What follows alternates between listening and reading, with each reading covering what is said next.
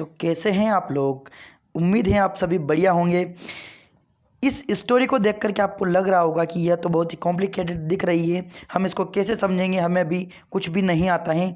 तो डरिए मत, आप इस स्टोरी को मेरे साथ में पढ़ना शुरू कीजिए। मैं आपको स्टेप बाय स्टेप बहुत ही धीरे धीरे आपको इसको समझाऊंगा और आप समझ भी जाएंगे। चलिए शुरू करते हैं। The boy of the farmer, ये तो आपको समझ में आ ही रहा होगा कि द बॉय यानी कि लड़का, ऑफ द फार्मर यानी कि ऑफ का मतलब होता है का, किसका, फार्मर का यानी कि किसान का लड़का। वन डार्क नाइट, वन यानी कि एक, डार्क नाइट यानी कि डार्क यानी कि अंधेरा और नाइट यानी कि रात। तो एक अंधेरी रात, अ लेम, लेम यानी कि लंगड़ा, बॉय यानी कि लड़का। तो एक अंधेरी रात एक लंगड़ा लड़का, वेंट यानी कि गया, to the house of a farmer, to the house of a farmer यानी कि एक किसान के घर गया। ही सेड यानी कि से का यहाँ पर सेड बन गया है। ही यानी कि वह या फिर उसने कहा। He said to the farmer, किससे कहा, फार्मर से कहा, किसान से कहा। यहाँ तक समझ में आया होगा आपको, उम्मीद करता हूँ। आई एम नॉट अ बेगर, क्या बोला कि आई एम, मैं हूँ, नहीं, नॉट यानी कि नहीं, मैं नहीं हूँ, अ बेगर यानी कि भिखारी, तो मैं एक भिखारी नहीं हूँ। यहाँ तक आपको मैं बताता हूँ कि एक अंधेरी रात एक लंगड़ा लड़का एक फार्मर के घर पर जाता है, गया वो, और उसने कहा फार्मर से कि मैं एक भिखारी नहीं हूँ। इतना हो गया। उसके बाद में आगे देखते हैं।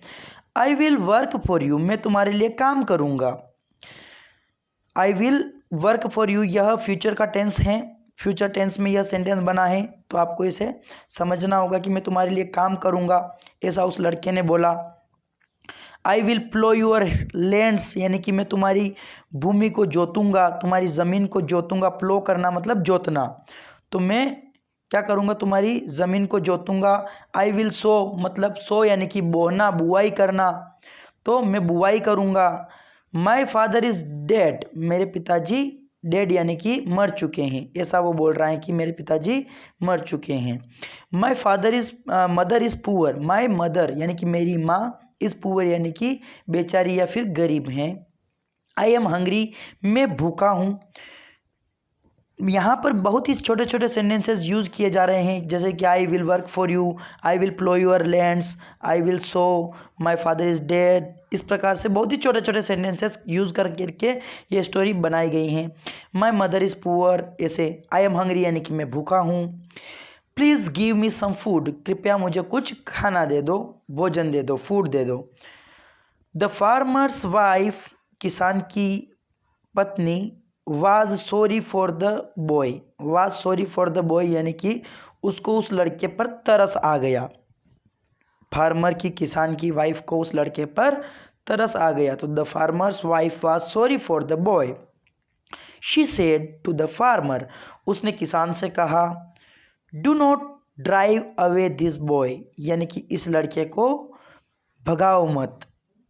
यहाँ पर भगाने का हो रहा है ड्राइव अवे यानी कि भगाना, तो do not drive away this boy यानी कि इस लड़के को मत भगाओ। She turn to the boy, वह लड़के की तरफ मुड़ी, टर्न किया उसने। She turned to the boy and said, और कहा, वह लड़के की तरफ मुड़ी और कहा, स्टे हियर यानी कि यहाँ पर रहो, स्टे हियर यानी कि यहाँ पर रहो, स्टे यानी कि रहना, हियर यानी कि यहाँ पर रहो, यहाँ पर रुको।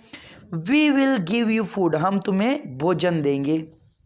द फार्मर्स डॉटर, किसान की लड़की, लाइक्ड द बॉय यानी कि लाइक्ड यानी कि पसंद करती हैं, उसने पसंद किया उस लड़के को, उसको भी वह लड़का पसंद आ गया। शी सेड यानी कि उसने कहा टू हर फादर, उसके पिता से कहा, उस लड़की को भी वह लड़का पसंद आ गया और उसने उसके फादर से कहा, do not drive him away, do not drive him away यानी कि उसको मत भगाओ। He is not an idle beggar, यानी कि यह बेकार, आइडल यानी कि बेकार, तो बेकार भिखारी ये नहीं है। तो आपको इस लाइन से do not drive him away, इसका मतलब समझ में आ गया होगा कि किसी को दूर भगाना यानी कि ड्राइव अवे करना। तो उसको दूर मत भगाओ तो do not drive him away.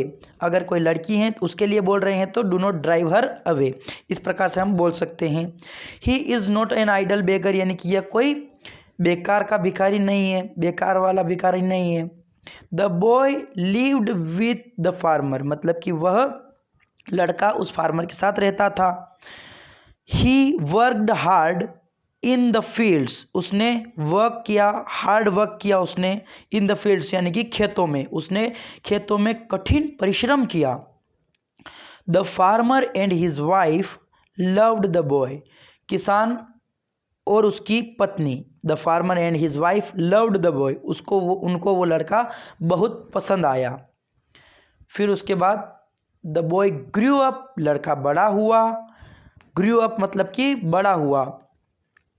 यहाँ पर पास्ट फॉर्म बनाई गई है, यहाँ पर सेकेंड फॉर्म इस ग्रो अप की सेकेंड फॉर्म है, तो आप समझ सकते हैं ग्रू अप बनेगी ये। ही बिकेम अ मैन, वह एक आदमी बन गया, वह लड़का जो था वो एक आदमी बन गया।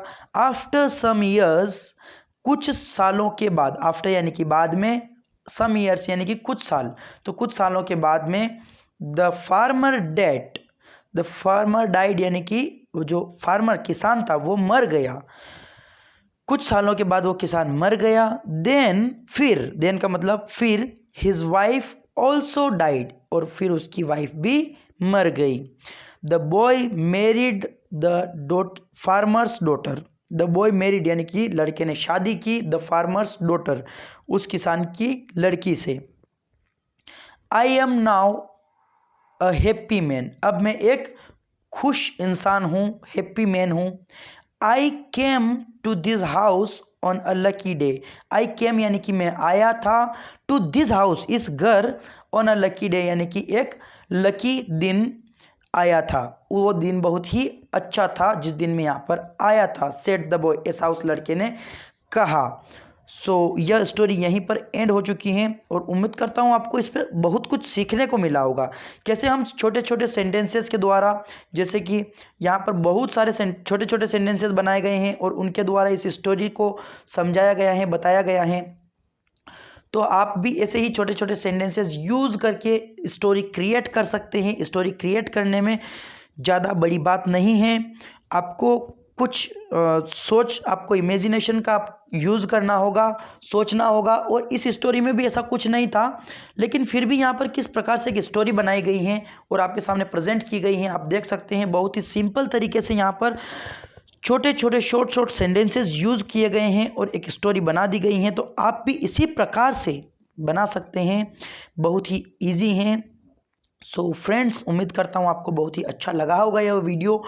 यदि अच्छा लगा हो तो लाइक के बटन पर भी प्रेस कर दीजिए और अपने फ्रेंड्स में भी शेयर कर दीजिए। यदि आप इस चैनल के पहले से ही सब्सक्राइबर हैं तो थैंक यू वेरी मच। और अगर आप पहले से सब्सक्राइबर नहीं हैं तो आप इस चैनल को सब्सक्राइब कर लीजिए। जो नीचे सब्सक्राइब वाला बटन है उस पर प्रेस ज़रूर करके जाना, ताकि हम अगले वीडियो में मिल सके। मैं ऐसे ही वीडियोस इंग्लिश रिलेटेड, इंग्लिश सिखाने के लिए आपको बनाता रहता हूं। तो मिलते हैं अगले वीडियो में, तब तक के लिए अपना ख्याल रखिएगा। जय हिंद, जय भारत, वंदे मातरम।